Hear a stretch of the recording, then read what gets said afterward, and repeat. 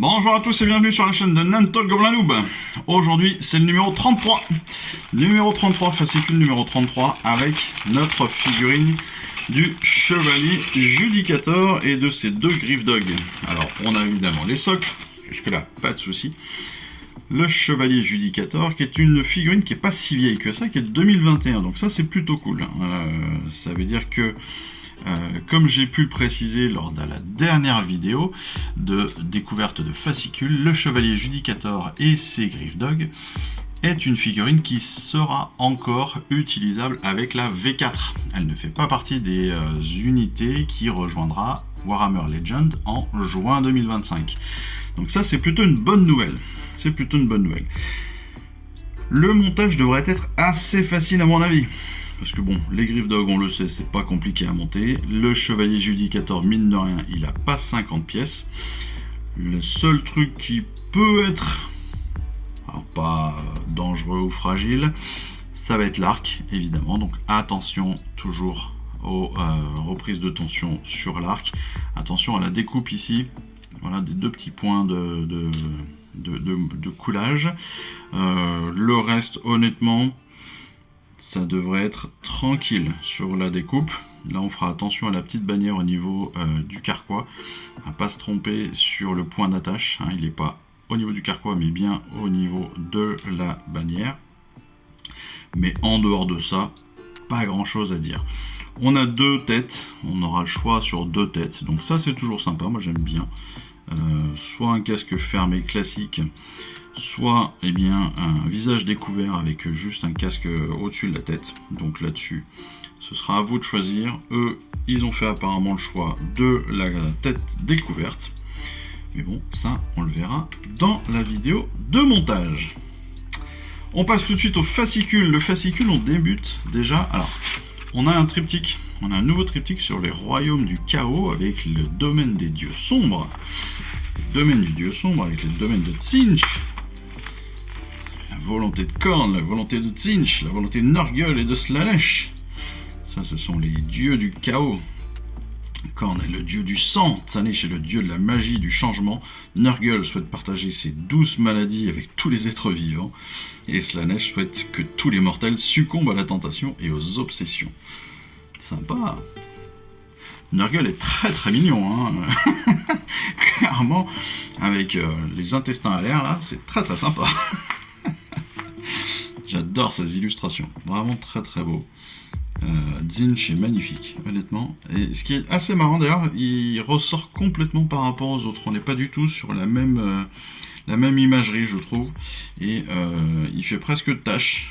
Il est presque trop simple, enfin trop cartoonesque par rapport aux autres, qui sont plus sombres, je trouve, comme image. Mais bon, c'est vraiment très très beau. Le domaine de Khorne, donc le fief du dieu sang, est un champ de bataille sans fin où des légions démoniaques et des armées d'âmes damnées combattent éternellement pour satisfaire Khorne, tandis que le domaine de Tzeentch est un labyrinthe démentiel avec des paysages cristallins tortueux qui scintillent et se transforment d'un moment à l'autre. Nurgle, le jardin de Nurgle, est un immense marécage empoisonné au sein du royaume des chaos. Et le Slaanesh, le domaine de Slaanesh, est un lieu de tentation et de tourment. Trop classe. Voilà, encore du fluff à découvrir, à lire, je vous invite à le faire. Même si on en a vu une petite partie ensemble. Évidemment, on va retrouver lecture, collection, assemblage, etc. comme d'habitude. Avec, encore une fois, du chaos avec les lames de Khorne. Barbares enragés ou démons étranges, les adeptes de Khorne sont omniprésents dans les royaumes mortels. Ils vénèrent le dieu du sang en massacrant en son nom. Ils s'abattent sur les ennemis en une horde déchaînée sans se soucier de la mort, car Khorne se moque de savoir d'où coule le sang. C'est beau, non? C'est poétique. Des troupes infernales, du carnage et de la sauvagerie, des voix de crâne. Après, on découvre un petit peu les voies des charognards avec les Skaven et la cour des mange-chers. Mange-chers, ce dont des morts-vivants, hein, clairement. Hein. Et les Skaven, on le sait bien, ce sont des petits rats. Alors, très important, je vous rappelle que vous avez un choix à faire pour la réception ou non d'une figurine pour le colis prochain. pour ceux qui sont abonnés. Donc c'est le Saboteur Technomage. N'oubliez pas, si vous ne le voulez pas, vous devez faire un message par email à Hachette Collection ou leur passer un petit coup de téléphone en fonction du pays où vous habitez. Ça c'est important, vous avez eu le papier dans le colis, donc n'oubliez pas de le faire, sinon vous allez le recevoir automatiquement, et c'est 11,99€ la figurine. Bon, sachant qu'elle vaut une trentaine d'euros normalement, je crois 25 ou 30 euros. Donc ça vaut quand même le coup, surtout si vous avez une armée de Skaven ou si vous avez la V4 et que vous avez gardé les Skaven. D'autant plus que ce Saboteur Technomage est apparemment encore jouable avec la V4. Je l'ai vérifié entre temps, j'ai trouvé l'information, entre autres dans les mises à jour des Faction Pack et du Core Rules, qui est disponible gratuitement sur Warhammer Community, dans la partie téléchargement en français. Et donc vous pouvez trouver le fait que, je vais le retrouver une nouvelle fois, que le Saboteur Technomage, donc non seulement il est disponible, il ne va pas passer en Legend en mi-2025, pour l'instant en tout cas, mais en plus, il a un autre intérêt, c'est qu'il perd 10 points sur sa valeur, donc il coûte moins cher à l'achat pour l'intégrer à vos armées.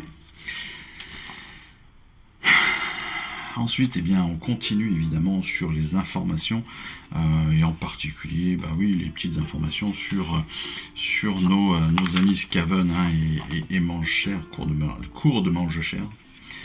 C'est un peu compliqué, cours de manche chair, hein, je trouve, à dire.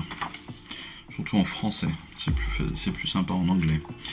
Bien évidemment, on va pouvoir donner vie à notre chevalier judicateur. Sigmar me regarde, je ne le décevrai pas, et les royaumes mortels non plus. On va pouvoir lui donner vie en lui donnant des origines, des traits de héros, etc. Et bien sûr, quelques petits exploits à aller faire sur le champ de bataille pour ceux qui s'amusent à gérer ce genre de choses. Pour l'assemblage, je vous l'ai dit, ça devrait pas être trop compliqué. La figurine en elle-même n'est pas très compliquée, n'est pas très difficile à monter. Les deux Griffdog sont d'une simplicité comme d'habitude à toute épreuve. Le chevalier en lui-même n'a pas grande problématique. On pourra faire des sous-assemblages pour ceux qui aiment bien comme moi, pour se faciliter la vie, faciliter la peinture. Justement, en termes de peinture, eh bien, pareil, on va être sur la base classique des Stormcast avec beaucoup de rétributeurs et puis après des ajustements de couleurs.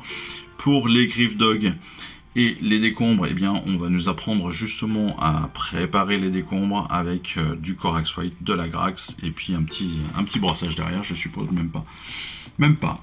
On aurait pu nous proposer de faire un petit brossage derrière avec le Respawn, ça aurait été bien, je pense. Et puis pour les Griffdog, eh bien, on a déjà des informations de comment peindre le Griffdog, donc on va pouvoir se resservir de ces infos-là. C'est très très bien, et puis on va pouvoir maintenant aussi laisser parler un petit peu notre imagination, parce qu'on a eu plus de couleurs depuis qu'on a les Griffdog.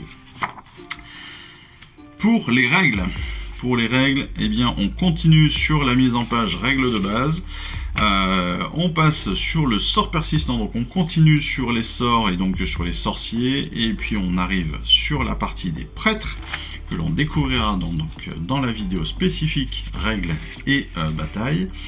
On va avancer aussi sur les tactiques, ça c'est super, avec la Chevalasse Arcanum, le Seigneur Impérator. Donc ça c'est plutôt très très bien, moi j'aime beaucoup cette idée, pour nous accompagner justement sur comment bien jouer avec nos figurines. Est-ce qu'il y a des points positifs, des points négatifs et comment bien s'en servir, donc ça c'est plutôt cool. Évidemment la charte d'unité du Chevalier Judicateur avec les tutoriaux qui vont avec. Et puis la bataille rangée numéro 13 qui est un pari risqué, où on va avoir une nouvelle opposition très simple sur nos deux terrains de jeu. Prochain numéro, le 34, ce sont les deux peintures.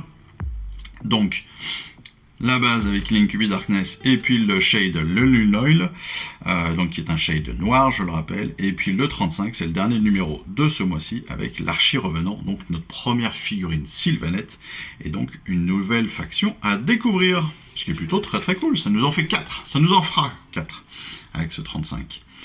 Voilà, et bien écoutez, on s'arrête là. Je vous remercie encore une fois de me suivre. Moi, je vous souhaite surtout une excellente fin de semaine. Je vous dis à très très vite avec nos prochaines vidéos d'assemblage, de peinture, de bataille, etc., etc. Et puis on se retrouve très vite. Et puis je vous embrasse. Allez, ciao, bye bye. Je vous remercie d'avoir suivi cette vidéo. Si ça vous a plu, eh bien abonnez-vous, lâchez un petit like et un commentaire et suivez-moi sur Instagram. Instagram où je poste régulièrement des photos de mes dernières réalisations et dernières peintures. Et puis comme il est maintenant de tradition sur la chaîne, je vous souhaite une excellente fin de journée et surtout, lisez bien, collectionnez bien, assemblez bien, peignez bien et jouez bien. Allez, je vous embrasse et puis je vous dis à très vite. Allez, ciao, bye bye.